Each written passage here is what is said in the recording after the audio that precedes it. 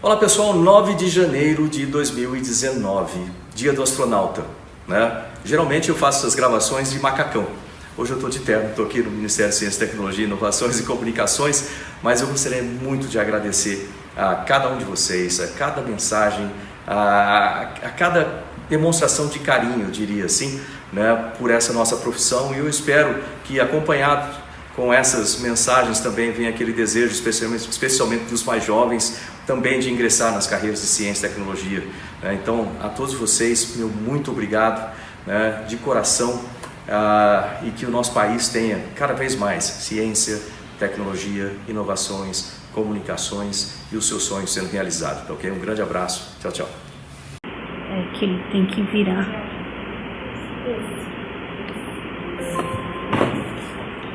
Tem que dar um tempinho para o pessoal chegando.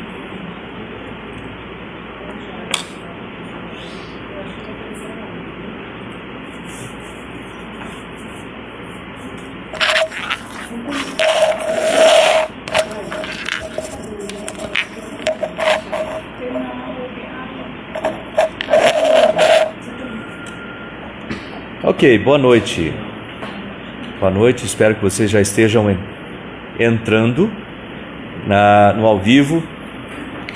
Um pouco atrasado, começo pedindo desculpas aí pelo atraso. Tivemos um probleminha para fazer a conexão, mas aqui estamos. Eu gostaria de agradecer a todos pela presença, agradecer pelas participações. Já estou vendo ali uma série de recados surgindo rapidamente, mas dizer da minha satisfação em poder participar com vocês e responder questões, e principalmente no dia de hoje, né, dia 9 de janeiro, dia do astronauta, e estou aqui à disposição. Deixa eu começar contando uma história aqui, já que a gente está no dia do astronauta, né? Deixa eu contar um pouquinho dessa parte. Lembrar um pouquinho de voo espacial. E há 12 anos atrás, então, eu estava na Estação Espacial Internacional, lembrando que a decolagem foi dia 29 de março, e é uma sensação muito especial você poder olhar para a Terra, do espaço, e poder compartilhar principalmente com as pessoas depois essas emoções. Eu espero que aí entre vocês participando nós tenhamos muitos futuros astronautas, pessoas que têm sonhos, né? E se existe uma coisa que eu gosto de ressaltar a respeito do voo espacial, é que ele representou, lógico, que além de toda a parte de ciência, além da parte operacional do voo, mas também eu acho que ele representou aquela certeza de que é possível você realizar o seu sonho, apesar das dificuldades, apesar das situações não serem as melhores de início. Quem conhece minha história sabe que o meu pai ele era servente de serviços gerais, o pessoal chama de faxineiro em algumas empresas. A minha mãe era escriturária da rede ferroviária lá em Bauru, e eu era um daqueles garotos que corriam descalços por lá. Quem diria, né? Quem me visse naquela época diria que eu um dia ia chegar ao espaço. E eu acho que aquele voo espacial representou isso, né? A importância que existe no sonho, na dedicação, na educação, para que você realize seus sonhos.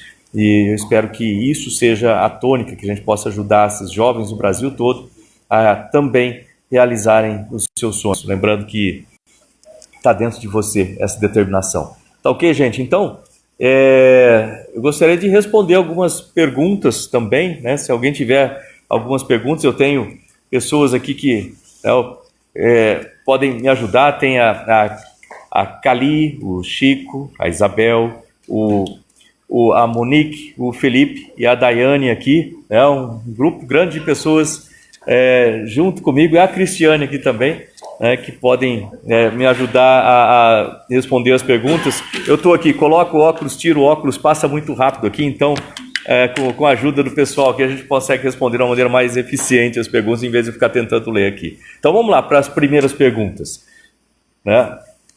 Peraí. Aliás, deixa eu ir agradecendo aqui a Martina, né?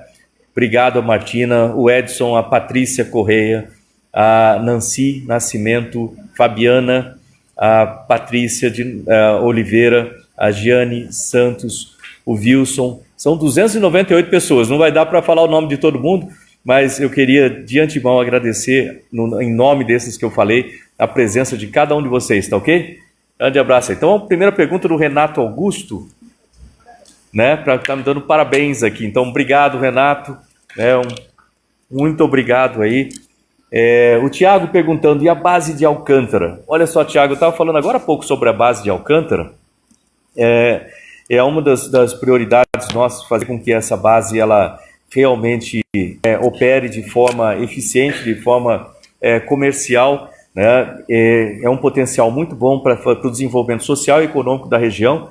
Eu estava nesse momento conversando com o vice-governador, conversando com representantes do Maranhão, e com certeza aquilo ali vai ser um ganho muito grande para a população, né, de Alcântara, para a população de toda a região, né?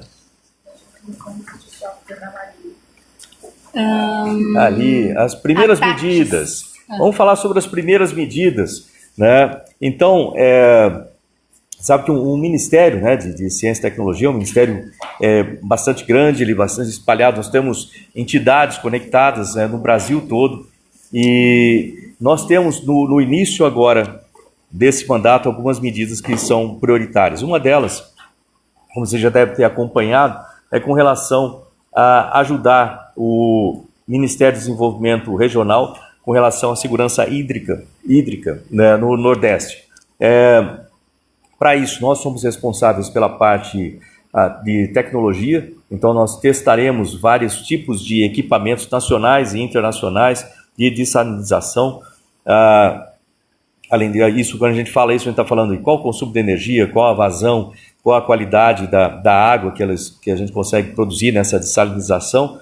E todos esses dados técnicos vão ser passados para o Ministério de Desenvolvimento Regional, que é então responsável em desenvolver o projeto, integrar todos os esforços já existentes, né, em torno de dessalinização de água e, com isso, ajudar a combater o problema da seca no Nordeste. Então é um trabalho conjunto e com certeza vai ser muito bom para a população. Qual o tempo previsto para a implantação da dessalinização? Como vai funcionar? Esse projeto de dessalinização, na verdade, ele tem uma primeira parte em que nós vamos implantar a unidade de teste. A unidade de teste é algo relativamente simples, ela tem um poço já produzindo água salobra, vai conectar equipamentos com imagina um rig de teste, né, uma instalação de teste, onde nós podemos conectar diversos tipos de equipamentos. A partir dessa conexão, medir, como eu falei, consumo de energia, outros dados a respeito dos sistemas, a vazão, a qualidade da água. Isso deve ser feito agora no começo, até meados de fevereiro, e com isso nós podemos fornecer esses dados para o Ministério de Desenvolvimento Regional, que então deve implantar o projeto, né, dentro do cronograma deles, para desenvolver não só a produção dessa água, mas também a agricultura familiar e outros negócios, né, para que melhore o desenvolvimento econômico e social da região. A Geisa Monteiro quer saber o que o senhor pretende fazer para usar a tecnologia em favor dos menos favorecidos. Isso é uma pergunta excelente. A tecnologia, ela é transversal. A tecnologia, ela está na saúde, a tecnologia está na agricultura, a tecnologia está na segurança, ou seja, ela está no nosso dia a dia. E todo o Ministério de Ciência e Tecnologia tem sido organizado e estruturado para que funcionemos como uma ferramenta para esses diversos setores. Então, nós trabalhamos com o desenvolvimento das tecnologias que vão ser utilizadas por esses outros setores, e por isso nós vamos estar ali no dia a dia das pessoas, na qualidade de vida, na produção de riquezas para o país. Então, essa é a nossa função aqui, a gente pretende, com isso, ajudar milhões de brasileiros. A Lídia fala, eu estou muito feliz em ver o senhor aqui como ministro. Esther também parabeniza. Os radioamadores do Brasil ficam muito orgulhosos pela escolha. Obrigado, Esther. Obrigado, os radioamadores também. Aliás, sobre radioamadores, né? Um dos nossos objetivos aqui, uma das nossas prioridades também é levar ciência e tecnologia para o ensino fundamental público, né, para as crianças do ensino público fundamental e médio. E aí nós temos robótica, aerodinâmica, astronomia, radioamador, eletrônica, uma série de atividades. Então vamos ver se a gente consegue divulgar mais a atividade de radioamadorismo, né, que eu acho que é sensacional, ajuda em vários aspectos, além do que também ajuda a motivar jovens para as carreiras de ciência e tecnologia. Quando a gente fala ali de antenas, propagação, ionosfera, tudo isso é tudo muito, muito interessante para as crianças também. O Alexandre Cícero pergunta se tem algum projeto para satélites. Projeto para satélites. Nós temos vários projetos sobre e com satélites, e desenvolvimento desses satélites ao longo de muitos anos. Então a Agência Espacial Brasileira o Comando Aeronáutico tem todos esses projetos já alinhados, então tem muitas coisas interessantes acontecendo. Martina pergunta sobre a recuperação do Programa Espacial Brasileiro. Oi, Martina, a recuperação do Programa Espacial Brasileiro, ele é uma das nossas prioridades, lógico, considerando, lembrando que hoje é dia do astronauta também, né, e por ser desse segmento, é uma das coisas, o programa espacial, ele está sempre no foco aqui em mente, né. Hoje eu tive até uma reunião com o presidente da Agência Espacial Brasileira, e a recuperação, ela passa por vários setores, desde a questão de pessoal, infraestrutura, orçamento, né. Não é um problema simples, mas é um problema que é possível de ser solucionado, e a gente vai trabalhar muito forte nisso. Eu espero ter o apoio, a cooperação e contar aí com o suporte das pessoas, né, dos brasileiros, e também dos nossos senadores e deputados, para que nos ajudem a levantar o Programa Espacial Brasileiro. Amor Silva pergunta se tivesse que ir ao espaço de novo, se o senhor iria. Olha, Lô, sem dúvida nenhuma, né? Aliás, é uma coisa interessante que eu estou aqui no Ministério de Ciência e Tecnologia, mas havia a possibilidade desse ano eu retornar ao espaço. Existem várias iniciativas acontecendo nos Estados Unidos. Ok, voltamos. Espero que vocês estejam me vendo aí, né? Estejam conectados. Mas, como eu dizia, existem várias iniciativas acontecendo, projetos nos Estados Unidos. Eu fui convidado para participar de algum deles. Então eu estaria retornando ao espaço este ano ou outro ano. Mas fala, por que você está aí e não está indo para o espaço? A resposta é simples, que embora seja meu sonho retornar ao espaço, sem dúvida nenhuma, mas a missão pelo país é maior do que o sonho de uma pessoa, do que o meu sonho. Então, eu estou aqui para ajudar o desenvolvimento do país, estou aqui para ajudar a outros jovens também realizarem seus sonhos. Então, essa é a missão. Aproveitando, o Arilton perguntou sobre a sua saída da nave e qual o sentimento que você teve. Realmente, depois de 20 anos trabalhando junto com a NASA, quando você sai, né, de uma função como realmente dá uma certa sensação, mas por outro lado, né, existe um recomeço de muita coisa, e estar aqui e poder servir o país no Ministério de Ciência, Tecnologia, Inovações e Comunicações é uma honra muito grande, né, e eu pretendo cumprir essa missão da mesma forma, né, com eficiência, cumprir essa missão com determinação, para que a gente tenha um resultado excelente, não para mim, mas para o país como. Ok, respondendo para Alessandra? Isso, Alessandra Monteiro. Alessandra Monteiro, né, que tem gente que fala, o homem nunca foi à Lua, né? Eu também já ouvi muito essas coisas, mas lembro que o último, eu conheci alguns, né, dos astronautas que foram à Lua, inclusive o Neil Armstrong, né, o Buzz Aldrin, o Charles Duke, e o Eugene Cernan, que era amigo meu. Ele faleceu há relativamente pouco tempo, em 2017, mas eu lembro que ele falava uma coisa interessante com relação a isso. Ele falava assim, né, às vezes tem essas pessoas que falam assim que a gente não foi à Lua, mas olha só, se eu não fui à Lua, foi algo muito esquisito, porque eu entrei numa coisa que parecia um foguete muito grande, com 108 metros. Eu fiz todo um treinamento para fazer isso. Eu participei de algo que parecia uma decolagem de um foguete. Depois, todas aquelas manobras perto da Terra, para reposicionar e etc., reconfigurar, e depois a gente parecia que eu estava indo realmente longe da Terra, aquela Terra foi ficando para trás, e de repente todas as manobras, eu pousei em um lugar que realmente parecia com a Lua. Se eu não fui à Lua, eu achei muito esquisito tudo isso, alguém me enganou. Então, olha só, não, o homem foi à Lua, com certeza, e existem muitas coisas lá para provar, inclusive o próprio Eugene falava uma coisa interessante, olha, se você quiser um Jeep que custa mais de 30 milhões de dólares, vai lá, está à disposição na superfície da Lua, só ir lá e buscar. Carlos Eduardo Crispim pergunta como o cidadão pode ajudar no desenvolvimento da ciência.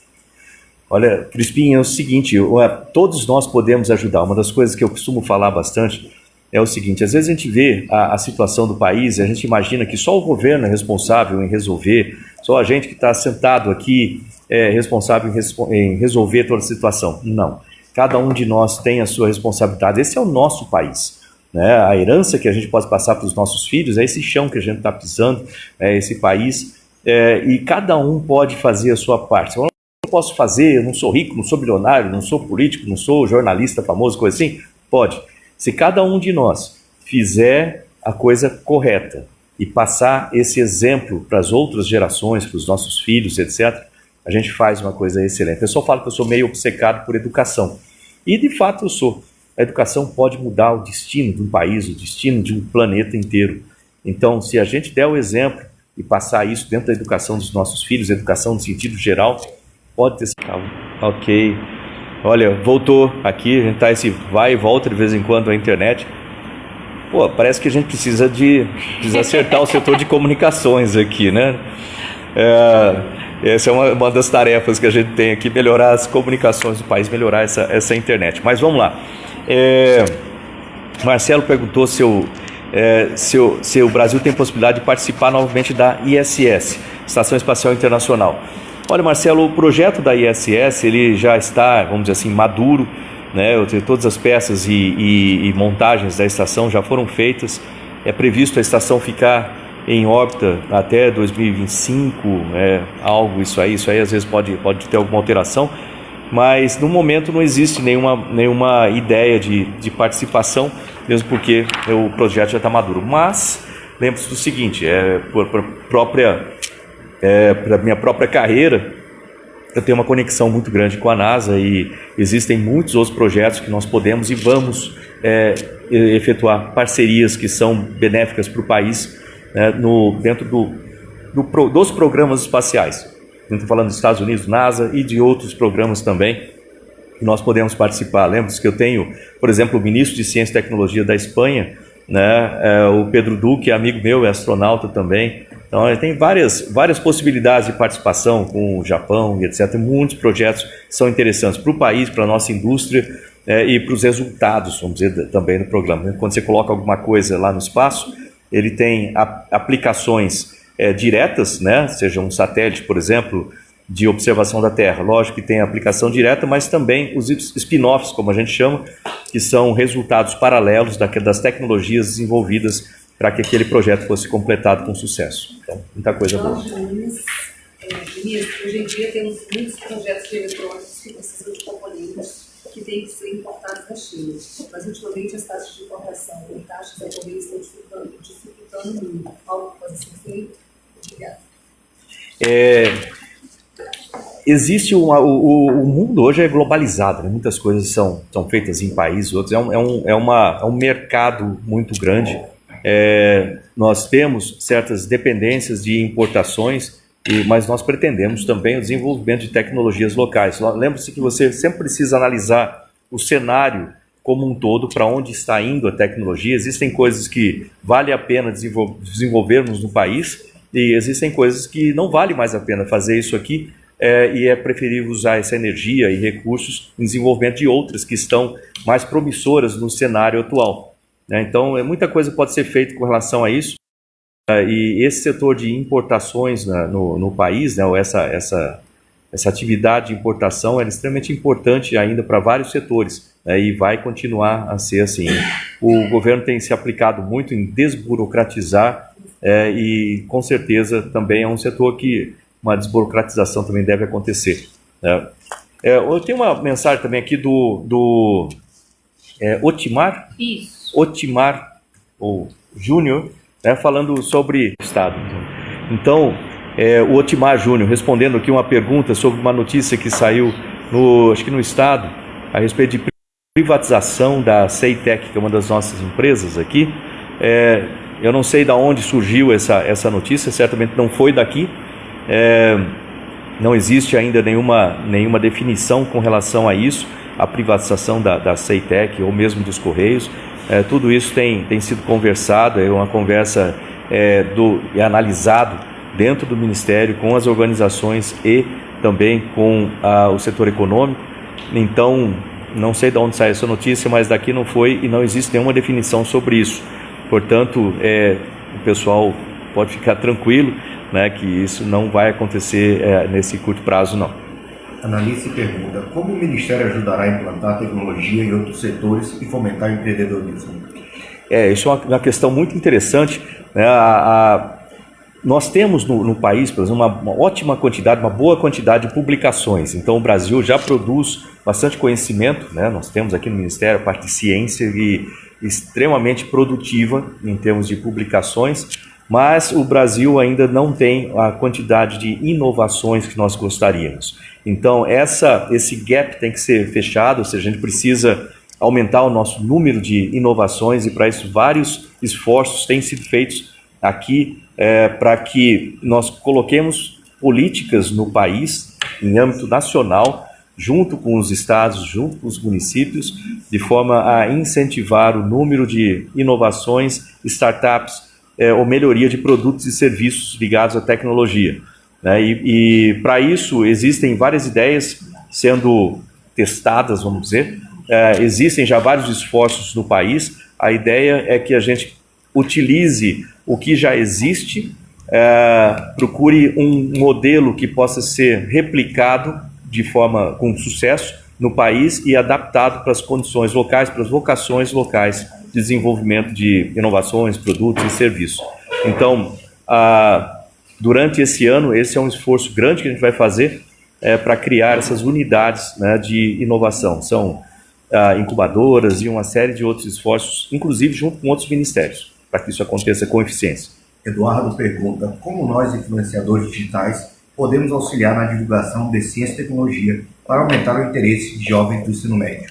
Eduardo, olha, muito boa a sua pergunta com relação a como que todo mundo na internet, nas redes sociais, pode nos ajudar na divulgação científica. O Brasil ainda ele precisa de muita divulgação científica, nós precisamos. Não adianta, por exemplo, eu ter aqui o melhor equipamento do planeta em termos de tecnologia se eu não tiver jovens interessados em trabalhar com ciência e tecnologia, cientistas, engenheiros, médicos e assim por diante, biólogos. Como é que a gente faz isso? Bom, tem todo esse esforço nosso em trabalhar com o Ministério da Educação, em levar a ciência e tecnologia para as escolas, através de robótica, como eu falei, astronomia, etc. Mas, além disso, quanto mais nós pudermos colocar nas redes sociais informações a respeito de tecnologia, promover eventos localizados, regionais, em que se trate de ciência e tecnologia, hackathons, por exemplo, que a gente possa juntar clubes de ciência e tecnologia, clubes de astronomia, toda essa informação circulando nas redes com relação à ciência e tecnologia, hoje em dia, sabendo que muitos jovens utilizam as redes sociais, então, havendo informações disponíveis, com certeza isso ajuda ao desenvolvimento, à motivação de jovens para a ciência e tecnologia. Então, eu peço aí para todos que trabalham, né, que tenham aí acesso à internet, que façam isso. Eu queria mandar aqui o Luiz Tadeu, né, mandar um alô aí para todos os radioamadores do Brasil, né, que são fãs. Lembrando que eu também sou radioamador, né? Tanto eu precisaria entrar mais na rede, mas eu já falei aí com os radioamadores. Deixa eu falar uma história sobre isso, diga-se de passagem. Deixa eu contar uma historiazinha aqui. Eu lembro que eu estava na estação espacial. A estação espacial ela tem vários sistemas de comunicação. Então a gente tem na banda KU, por exemplo, a transmissão de imagens e voz. Nós temos na banda S a transmissão de dados de telemetria e comando e controle, né, da estação. A gente usa VHF para transmissão direta para antenas no solo, principalmente com a Rússia. UHF para transmissão com a atividade extraveicular, e 4 satélites repetidores, etc. Mas nós temos também rádio amador na estação espacial. Então, como se falhar tudo isso, a gente tem ali o rádio amador. Mas vou dizer o que eu mais gostava com relação a isso. Imagina, você está em órbita do planeta, dando uma volta na Terra em 90 minutos, certo? E lá a gente é obrigado a falar ou inglês ou russo. E dá uma saudade da nossa língua portuguesa. E quando a gente passava em cima do Brasil, quando eu tinha a chance, eu ia lá, ligava o rádio amador, e pelo menos por 4 minutos, 5 no máximo, o tempo que demorava para cruzar o Brasil na diagonal, eu tinha a chance de falar com o rádio amador ali, era muito gostoso. Teve um dia que eu liguei, comecei a falar, e o Pavel, que estava do meu lado, o comandante, ele começou a me filmar, né? E eu falando no solo. Eu fiz um contato com o Fabiano, né? Lá de Curitiba. E por coincidência, o Fabiano, ele estava tentando entrar em contato com a estação espacial durante muito tempo. Ele tirou férias naquela semana para fazer esse contato, e naquele momento havia uma televisão junto com ele, não lembro qual canal, estava junto com ele, filmando também. Então, olha a coincidência, ele conseguiu fazer o contato depois de vários dias tentando, e naquele momento que ele estava sendo filmado, e eu fiz o contato e também sendo filmado na estação. Quando as coisas têm que acontecer, elas acontecem. Rosane pergunta: sou professor e gostaria de saber se você tem projeto para plantar internet de qualidade nas escolas públicas. Tem, mas aliás, isso é uma das ações que nós temos aqui como prioridade. Lembra que nós temos um satélite, né, um satélite geoestacionário de comunicações, e através desse satélite, com a instalação de solo adequada, a gente consegue levar internet para o Brasil todo. E principalmente aqui na cabeça, de novo, o pessoal fala que eu sou meio obcecado por educação, que é verdade, porque educação é fundamental, né? O que tem na minha cabeça é eu posso e preciso conectar as nossas escolas, para que as escolas tenham acesso à internet, à banda larga, aí no país todo. Então isso está nas nossas prioridades, sem dúvida nenhuma. Geraldo Felipe pergunta: o ministro vai manter o apoio ao projeto Sirius de Campinas? Sem dúvida, ótima. Nós temos a pergunta a respeito do projeto Sirius, né, em Campinas, acelerador de partículas, sem dúvida nenhuma um ganho muito grande para a ciência no país. Ele está em andamento nas partes finais do projeto, então eu tenho sim, né, a obrigação, eu diria, e com muita satisfação de continuar o projeto, né, que vai ser muito útil para o país, para a ciência do país, e para outros desenvolvimentos também, né? Então, sem dúvida, continua o projeto Sirius. Antônio Ramalho quer saber qual o seu posicionamento para a carreira de CIT. Posicionamento para a carreira de CIT? Olha, Antônio, participe. Porque nós precisamos de pesquisadores, nós precisamos de jovens que se interessem por ciência e tecnologia. A gente precisa prestigiar a carreira de pesquisador. Durante muito tempo eu tenho a impressão que foi esquecido a importância da pesquisa básica, a importância que nós precisamos dar aos nossos pesquisadores. Lembrar que a pesquisa, ela leva algumas vezes a inovações que são disruptivas e transformam o planeta inteiro, né? E nós temos pesquisadores de altíssima qualidade no Brasil. A gente precisa melhorar a nossa infraestrutura de pesquisa, melhorar o prestígio dos nossos pesquisadores, e fazer isso de forma que que jovens olhem para a carreira de pesquisador e falem: eu quero ser cientista, eu quero ser pesquisador, nos ajudem a desenvolver o país, nos ajudem a desenvolver o planeta através da ciência e tecnologia.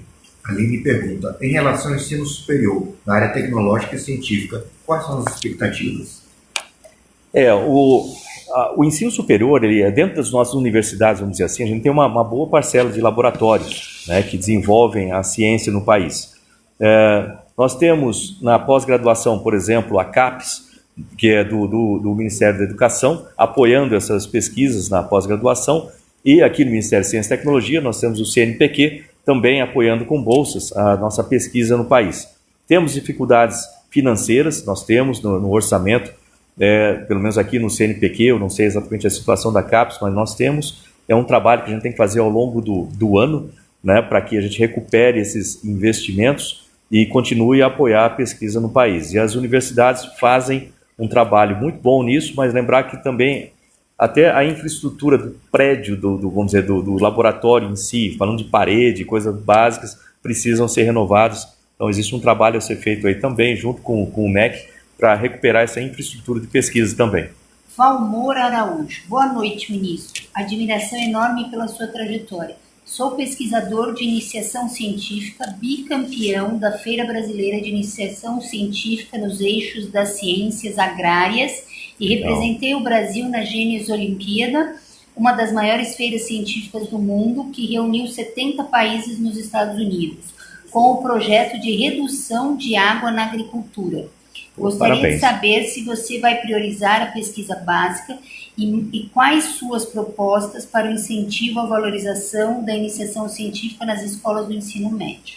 Não, exatamente. Valmor, antes de mais nada, parabéns pelo trabalho, parabéns por representar o país, né, e essas coisas que nos dão orgulho, a representação do país na ciência, na tecnologia, né, mostrar para o restante do planeta essa capacidade que a gente tem aqui no país. E como eu falei na resposta anterior, sem dúvida nenhuma, pesquisa básica tem que ser incentivada e vai ser incentivada, né, assim como a iniciação científica. Lembra que eu falei ali na questão da ciência e tecnologia para o ensino fundamental e médio, né, então a gente precisa levar, além disso, outro ponto que você não tocou, mas que para mim é extremamente importante, lembrando que eu fui aluno do SESI, fui aluno do Senai. Quando eu terminei o ensino médio, eu tinha 3 cursos técnicos, né? E eu acho extremamente importante o curso técnico.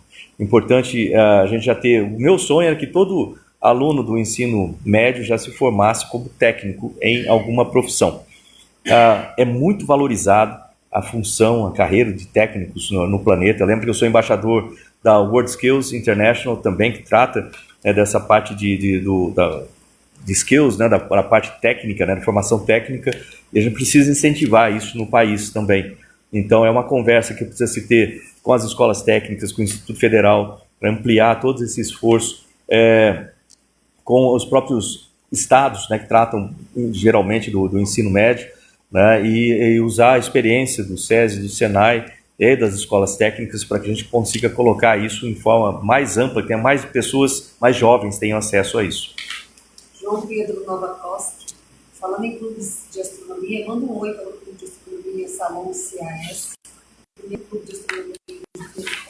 Nossa, como é que é o nome? Salon CAS. Salon CAS, tá? O clube de astronomia. Aliás, vamos falar sobre o clube de astronomia. Coisa muito bacana.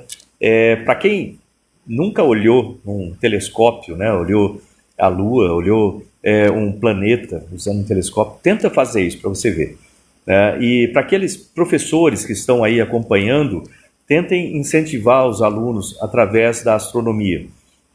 É uma coisa que é apaixonante, né? Então, criar um clube de astronomia não é fácil, mas também não é difícil. É muito bacana você poder juntar os alunos, trabalhar em torno da astronomia, através de clubes de astronomia, dessa sensação que a gente tem quando olha através de um telescópio, você imagina o universo, imagina a grandeza de tudo isso, começa a despertar curiosidade, começa a despertar certas ideias com relação à física, à matemática e tudo mais. Isso colabora e muito com a educação. Então, para os professores que estão ouvindo, né, dentro desse esforço de levar ciência e tecnologia para o ensino fundamental e médio, tem a parte de astronomia também.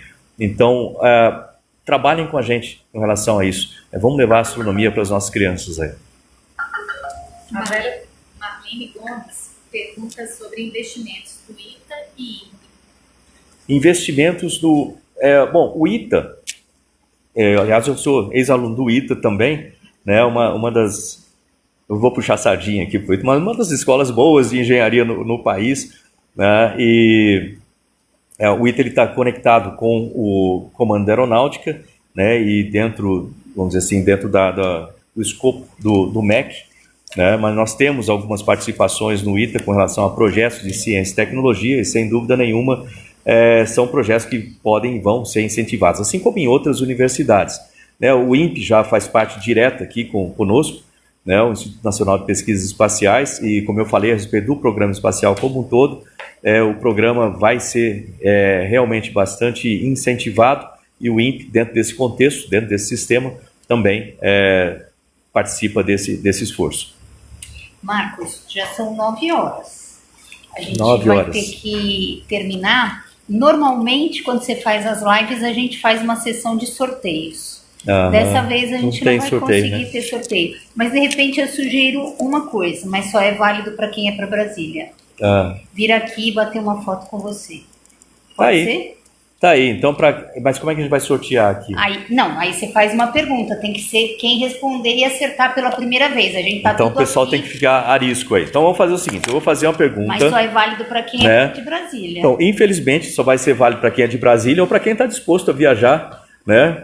Lembrando que a gente não tem a passagem, seja por sua conta, né? Se quiser vir para cá, mas a ideia é o seguinte: se quiser vir aqui fazer uma visita no Ministério de Ciência, Tecnologia, Inovações e Comunicações e tirar uma foto comigo, bater um papo aqui, tomar um café, né? Então, vou fazer um sorteio disso aí, tá ok? Eu vou fazer uma pergunta. Quem responder primeiro corretamente, né? O pessoal vai pegar aqui e aí vai anotar o nome, e aí essa pessoa, lembrando que o Ministério fica aqui em Brasília, né? Na esplanada dos Ministérios, e, portanto, é válido para quem está em Brasília ou quem não estiver em Brasília e estiver disposto a vir para cá, né, arcando com os custos de vir para cá, tá ok? Então, vamos lá. Pensar numa pergunta aqui. Eu falei sobre Estação Espacial Internacional, certo? Então, vou fazer uma pergunta que quando foi lançado o primeiro módulo da Estação Espacial Internacional e qual era o nome desse módulo? Quando foi lançado o primeiro módulo da Estação Espacial Internacional e qual era o nome desse módulo? Vou dar uma dica, o nome era russo. Então, todos pesquisa na internet, rapidinho. Estão ficando nervosos. Quando? Por enquanto nada, hein? Vamos ver. Deixa eu colocar o óculos que eu quero acompanhar aqui também. Ali, ó. Por enquanto nada. Aproveito e vou agradecendo aqui a Keila, Caetano, o Rony Pedrosa, a Michele Barbosa falando aqui que o filho passou no ITA e vai se apresentar no domingo. Parabéns. Qual o nome dele, Michele? Pô, parabéns aí, né? Olha, eu já estou começando a ver umas respostas ali, ó, né? Acompanha aí. Parabéns ao filho que passou. Saudação aí a Elisa de Macatuba. Eu conheço Macatuba também, né? Um abraço para o seu filho aí. Tudo bom. Quem respondeu? O Natanael Cerqueira deu parabéns para o senhor. Aqui, quem respondeu foi Rafael Silva. Rafael Silvio. Peraí, vamos ver se a resposta está certa. 1998 foi o Zvezda. Zvezda? Errou o nome. Não. Tem a opção aqui, Vinícius Mendes, Zária, 20 de novembro de 98. Tá aí, acertou. Qual o nome dele? Vinícius Mendes. Zária, 1998. Tá correto o Vinícius aí, né? Sabe os apenas isso? Qual?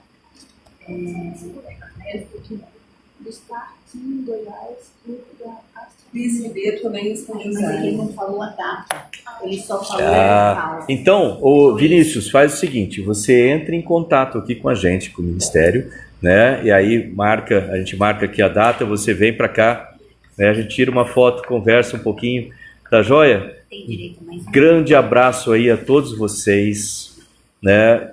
Dizendo do meu prazer, né, de estar com vocês no dia do astronauta, dia da comemoração, dia 9 de janeiro, e dizer que é uma honra estar aqui como ministro, né, trabalhar com a equipe toda do Ministério aqui, que já tem feito esse trabalho pela ciência e tecnologia durante tantos anos aqui pelo Brasil, né, e que estão trabalhando comigo esse ano também e nos próximos anos, e trabalhamos para o país, trabalhamos para cada um de vocês, né, para melhorar. Lembrando que o Ministério tem uma missão, colocada, que eu tenho repetido várias vezes, de produzir conhecimento para o país, produzir riquezas para o país através de novas empresas, através de melhoria dos nossos produtos e serviços ligados à tecnologia e colaborar com a melhoria da qualidade de vida de cada um dos brasileiros. E é esse o nosso trabalho aqui e eu conto com a ajuda de cada um de vocês. Boa noite a todos vocês, sucesso, juntos a gente constrói um país cada vez melhor, tá? Grande abraço aí, tchau, tchau, boa noite. Tchau. Parabéns, né? Aqui, ó.